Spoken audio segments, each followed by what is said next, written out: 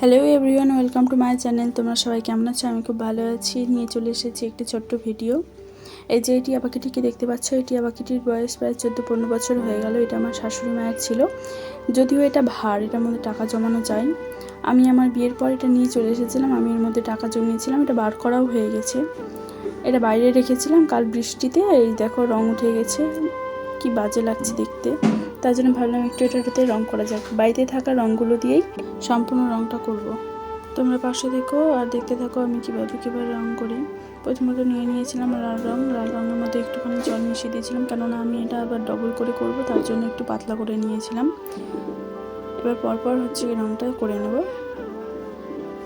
আমার এখানে একটু ভুল হয়ে গেছে। এখানে প্রথমে যদি আমি সম্পূর্ণ রংটা উঠিয়ে নিয়ে সাদা রং দিয়ে তারপরে রং করতাম, তাহলে হয়তো বেশি ভালো লাগতো, কিন্তু এখন কিছু করার নাই, সম্পূর্ণ রংটা করে ফেলেছি।